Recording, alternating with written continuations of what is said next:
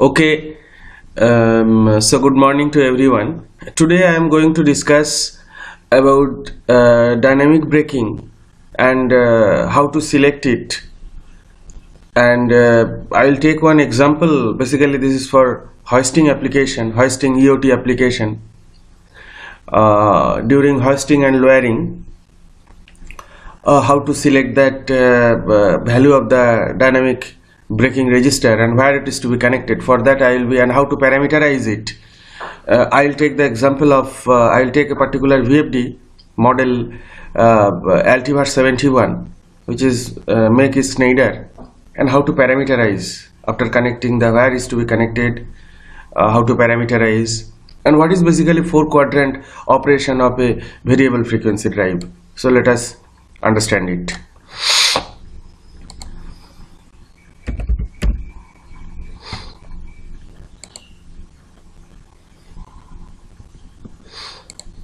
Okay, so let us quickly have a recall of our textbook knowledge. So this is the x-axis, which is represented by torque, and the y-axis represented by RPM. So let us take, this is the rope drum, and here only my load is connected. So you see the load torque will be in this direction. Okay, so if I want to take it up, that means the load block is moving upward, so my rotation should be anti-clockwise, and the motor also should produce the torque, that means the electromagnetic torque should be in this direction. Then only, that means the EM electromagnetic torque should be higher than the load torque, then only it will be moving up. So the rotation of the rope drum, or here only the motor is connected, which is basically the direction of the rotation and the direct movement of the body is in the same direction. Okay, so that's why it's called motoring. Basically the power is the product of torque and RPM. So here you see we are getting positive torque and positive RPM, so power is positive. So the motor will draw the power from the source through the VFD. So this region is called forward motoring. It's the first quadrant operation. So this is called the second quadrant. In the second quadrant, my RPM is positive, but the torque is negative because it's a negative x-axis. Let us take one example. You can take the example of car, or okay, we will take the example of the lift. So say here is a lift, this is my counterweight, okay, and this is my lift. So for this, so my RPM should be positive in this direction, and the electromagnetic torque, it should be negative, means in this direction. Okay, say the lift is empty, you want to take it up. Okay, so that time the counterweight is higher than this, so the load torque will be in this direction. Okay, okay. So here you see, in this condition, if you want to take the lift, say it is in ground floor, from the ground floor you want to take it to 10th floor, and if that time motor is not producing the torque in the negative direction, what will happen? This will cause the free fall of the load block. Okay, and it is with very high acceleration, the lift will go up and it can hit somewhere. Okay, so which needs some braking action. So that time the motor should, even though it is rotating in positive direction, but the torque should be produced in negative direction to balance the situation. Okay, got it? So as the braking action is required, so and the motor is rotating in forward direction, so this is called forward braking region. Why it is braking?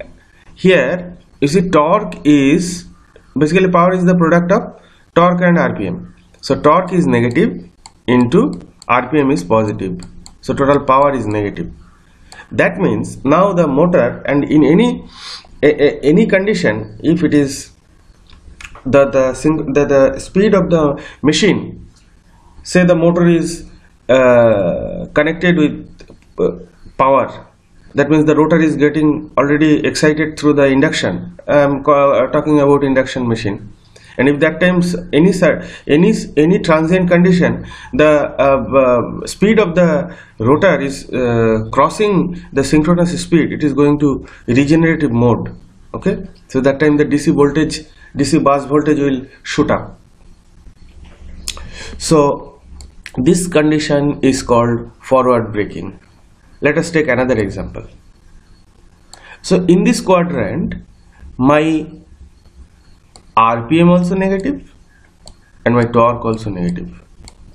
How that situation will come, let us understand.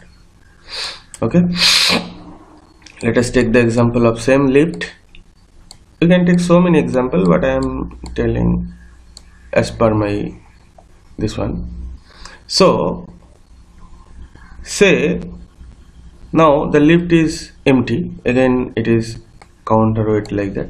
So my definitely torque will produce, the load will demand torque like this, and that time I am going to lowering. So from the 10th floor to, I am lowering it to ground floor.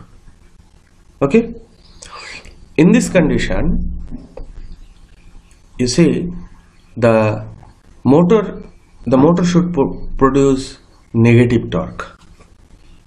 Okay, but here the thing is, you see the torque also negative and the RPM also negative. So these two product will be positive. So power is positive. As I told you, if the power is positive, means motor is demanding power from the source. So this is motoring region, but the motor is rotating in negative direction. So this is called reverse motoring zone. Drive should take care of this also. Actually, these two conditions we are not, it will not occur in the hoisting application.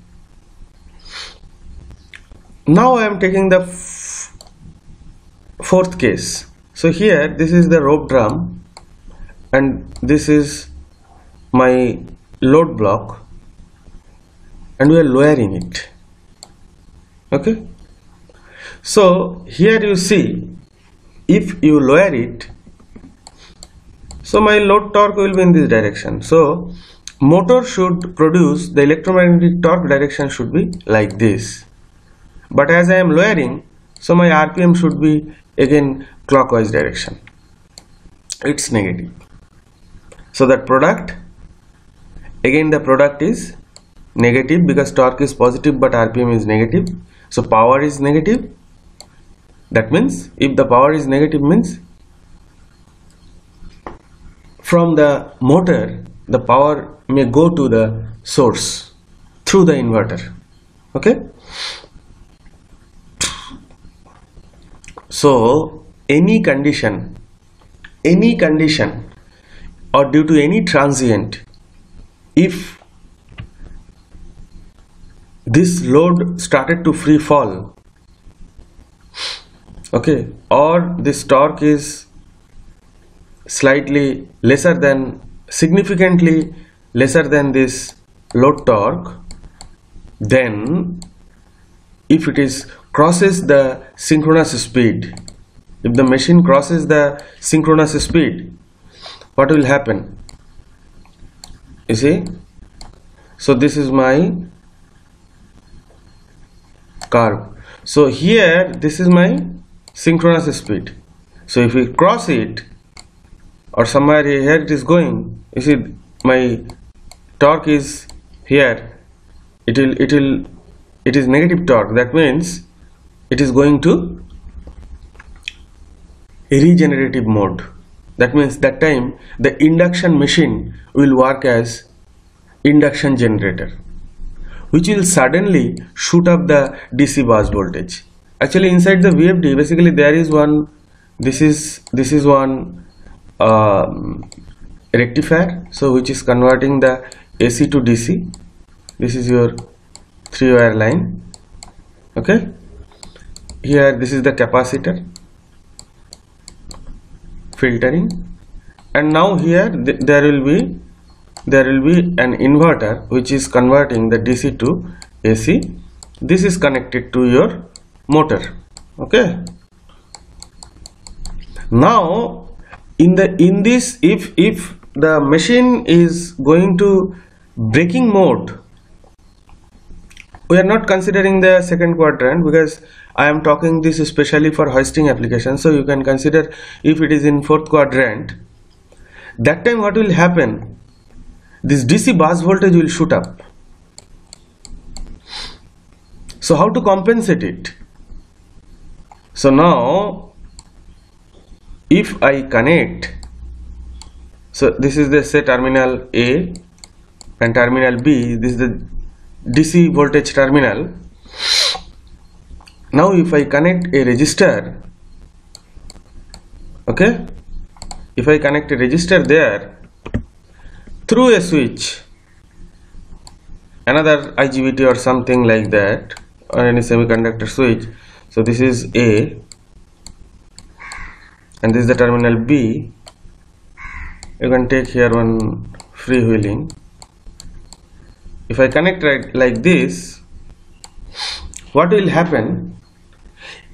And I can give the trigger to the IGBT.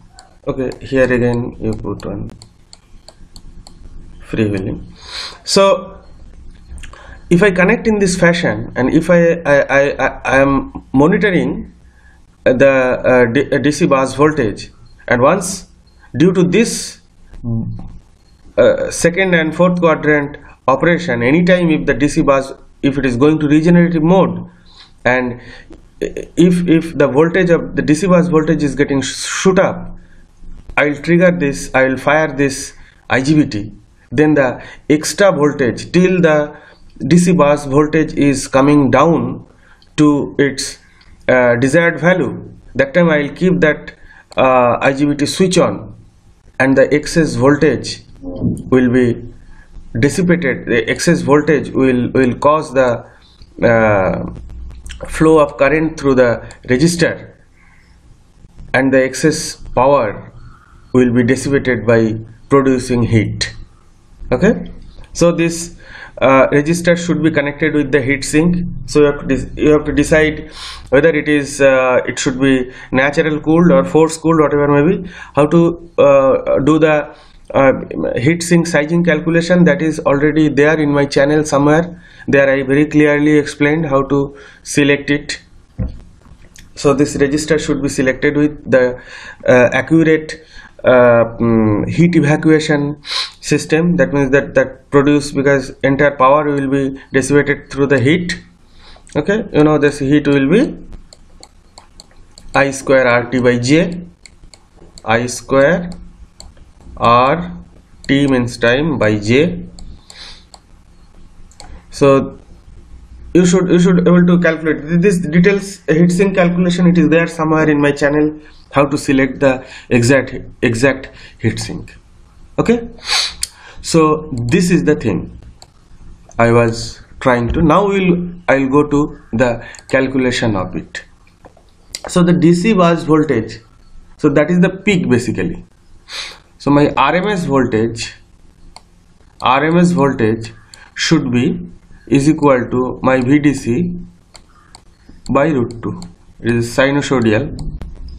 So my VDC basically, DC bus voltage should be my line voltage into √2 you can take. Okay, you will get the DC bus voltage. So if it is 415 volt, so it is my VDC is 415 √2. Now naturally there is a thumb rule. Any DC bus, it will be designed for 25%.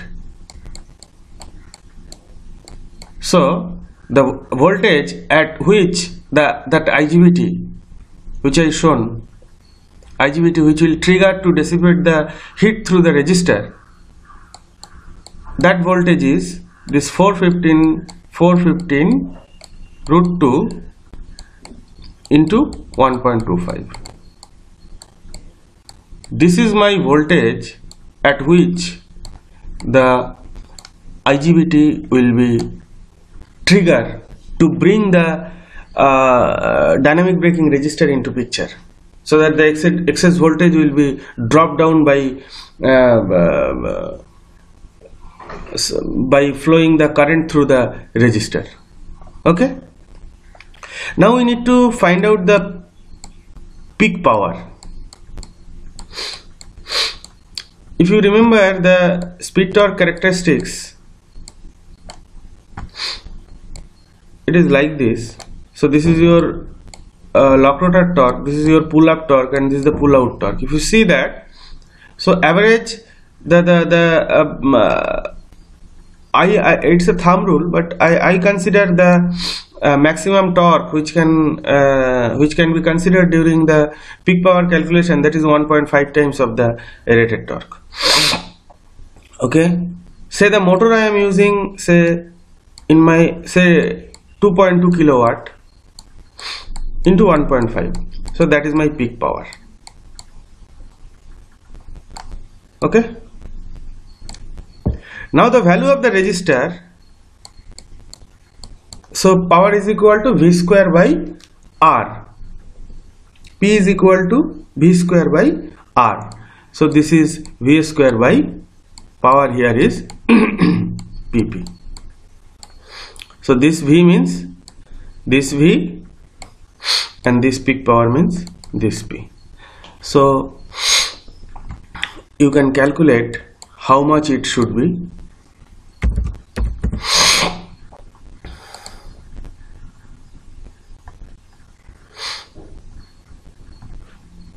Bracket 415 into 1.414 into that my 25%, this square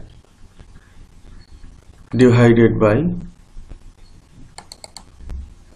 2200 divided by 1.5. So it is around, I don't know my calculation is correct or not, it is around 163 ohm. It is 163 ohm.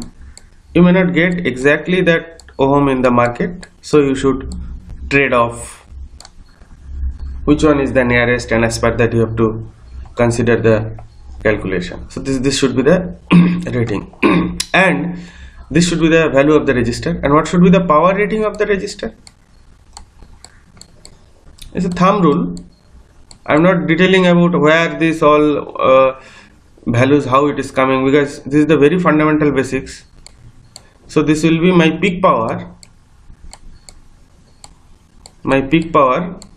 by, this is the minimum power, peak power by 10.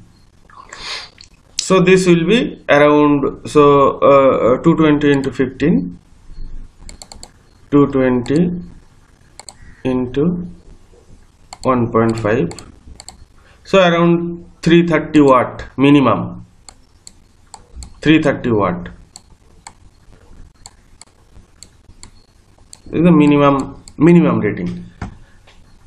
Always if you keep better, there is no issue. Always if you put it higher side, there will be no issue. Okay, so hope till now we understand how to what is braking, how the braking is needed in the machine. Okay, to avoid some hazardous conditions, and how to calculate, how to select the dynamic braking resistor value and its rating. Now I am going to the particular example. So as I was telling, so first I will go for the connection. Okay, so this is the, here if you it is the drawing. Here you see, whether you can able to see or not, I don't know. Here the few terminals are there. So you see that two terminals are shorted, and PA and PB in between the register is connected. So if you see the closer view, this is the, if you open the bottom cover of the Altivar 71 drive, so you see this is your PO, this is your PA plus and PB, and this PO and PA it is shorted, and this between PA and PB, that is basically the DC bus voltage. Here only this PA and PB, here only you have to connect the dynamic braking register, okay, in between. After connecting, what is to be done? After connecting, you have to do few parameterization, DPR. So if you see that,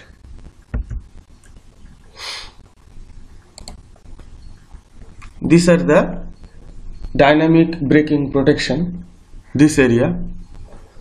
So here you have to this BRO, this parameter, I'm not telling in very details because this is for the people who are already handling with the system.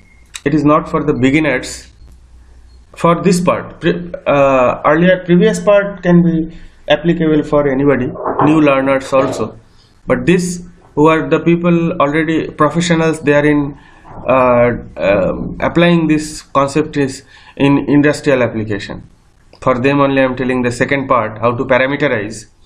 So in Altivar you go to this BRP menu.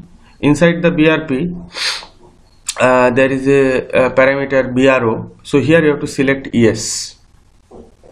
Then the register power, you know that you have calculated. So there you have to set the register power by up and down arrow. How much kilowatt it is. This is start from 100 watt to 1000 kilowatt. Okay. Then the register value, you calculate it. How much it will be. You should calculate that. Okay. And here braking register fault management. So here whether you want freewheeling is to be ignored or not, that you have to decide and you select it. Okay. These are the parameters. You select it. Then now and connect the dynamic braking register in this terminal. Your job is finished. So it will be protected. The braking action will be taking place. There will be no free falling of the load for critical application. Okay. So this was the all about the dynamic braking concept and how to use it practically. I have told. So hope this video will be useful to you all. My contact details, it will be there in the video description. If you have any query further to that, you can contact with me. Thank you so much. Have a nice day. अरे बंद हो जाओ भाई.